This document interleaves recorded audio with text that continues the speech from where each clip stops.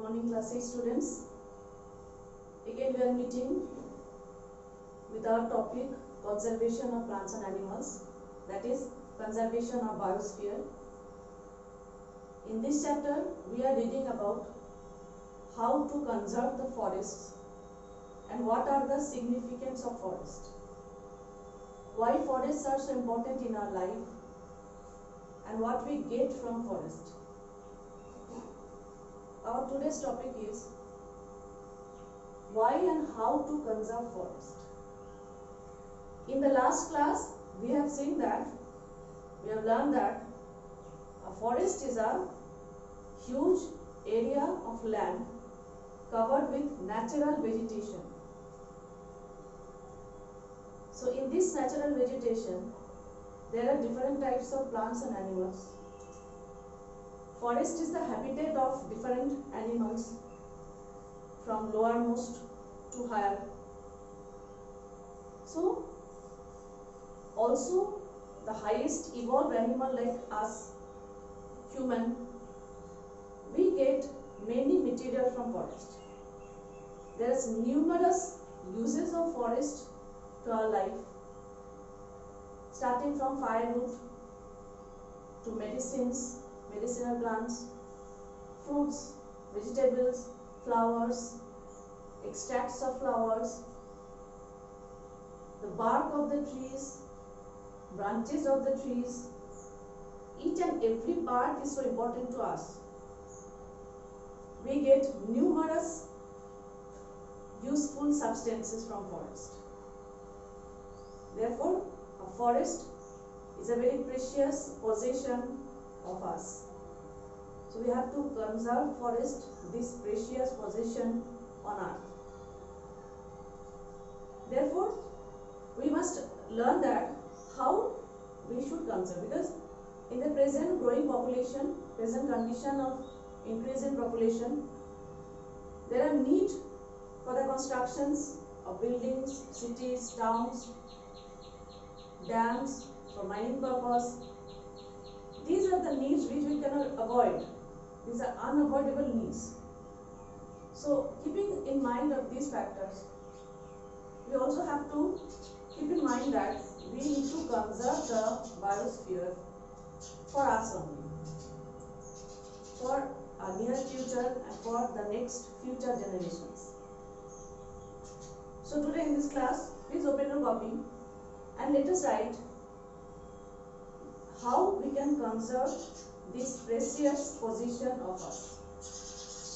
Okay. Let's begin with point number 1. Large scale cutting down of plants must be stopped. You know already, large scale cutting of plants is known as, yes, deforestation. Correct, you are. So there are many reasons that why deforestation is done. We have to minimize our needs. We have to minimize this uncontrolled cutting of plants.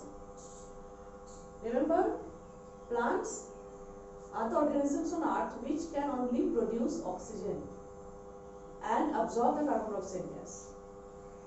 So this point we need to remember. Whatever is the need, we have to reduce the large scale cutting of plants. That is, minimize deforestation. Point number 2, let's see what is it. Afforestation programs. Afforestation, that is planting of new seedlings in the deforested land, is very important. Planting of new seedlings to the deforested land every year is known as the afforestation program, which is mainly named as Van Mahotsav. So Van Mahotsav is done yearly at different levels, starting from school level to the higher levels. We can perform Van Mahotsav for planting new seedlings to the deforested land. Next, point number 3, avoid overgrazing of animals. farmers need to minimize the grazing of animals, and they'll have to avoid overgrazing to control the loss of plants. Point number 4, check forest fire. So we have to avoid those activities of us which may lead to sudden forest fire. There are different human activities which can lead to forest fire. Okay, so it will be human population who has to take care of this to control and to check forest fire.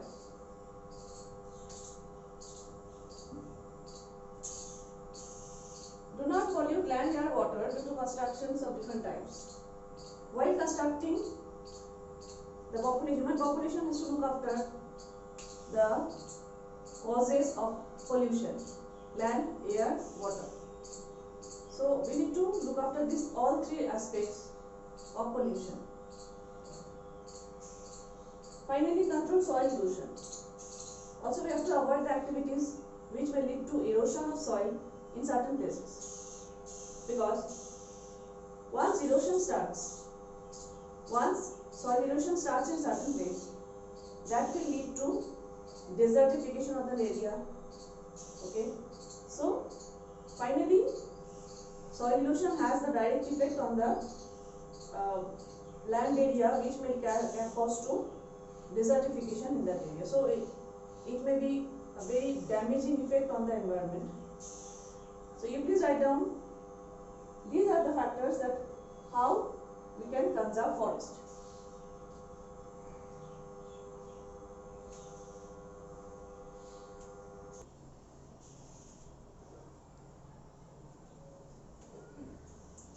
So now we will move on to the concept of ecosystem. What is an ecosystem? In biology, ecosystem is defined as a self-sustaining functional unit of biosphere. A self-sustaining unit. It means an unit of biosphere. You know what is biosphere? Biosphere consisting of living and non-living components of atmosphere. That is plants and animals.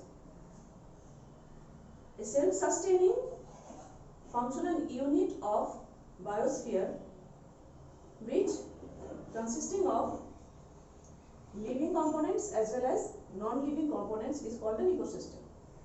For example, a forest is an example of ecosystem. Grassland, ecosystem. Pond, mountain. There are different types of ecosystem on earth. Now let us see what are the components of ecosystem. An ecosystem has basically two major components. They are biotic components and abiotic components. Now we will write components of an ecosystem.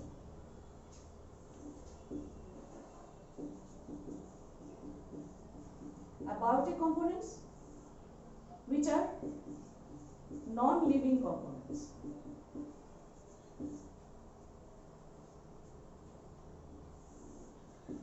And biotic components, which are living organisms.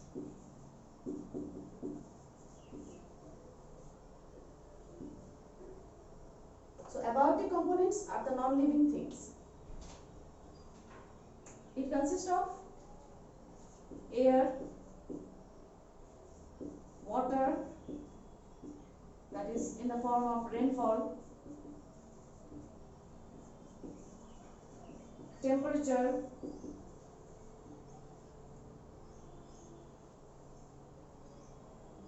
soil,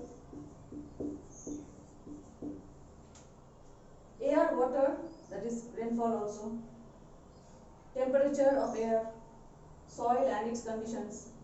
These are the abiotic components of an ecosystem. Whereas biotic components involve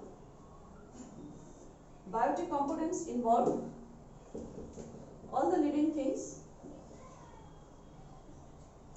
plants, animals, including human, and microorganisms.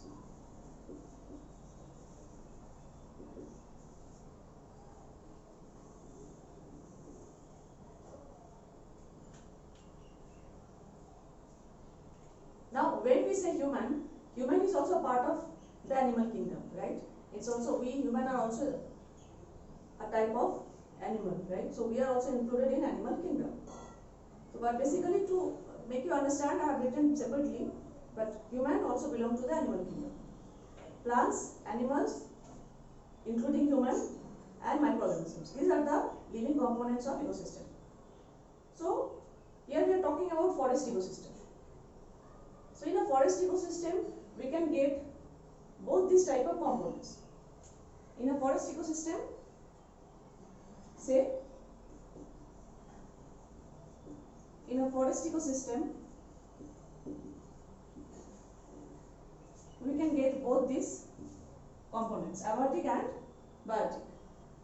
Under abiotic components, these are the factors. Under biotic components, all these are the components in a forest. So, how ecosystem work? Ecosystem work with cooperation between these two. Interaction between biotic and abiotic. Okay? Interaction between, by this I mean interaction between biotic and abiotic components of ecosystem.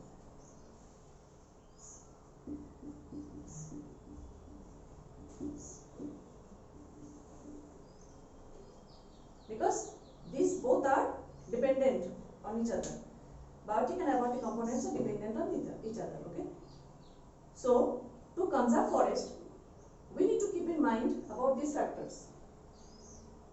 We need to conserve the abiotic components as well as the biotic components. Then only we can conserve forest. I guess it is clear.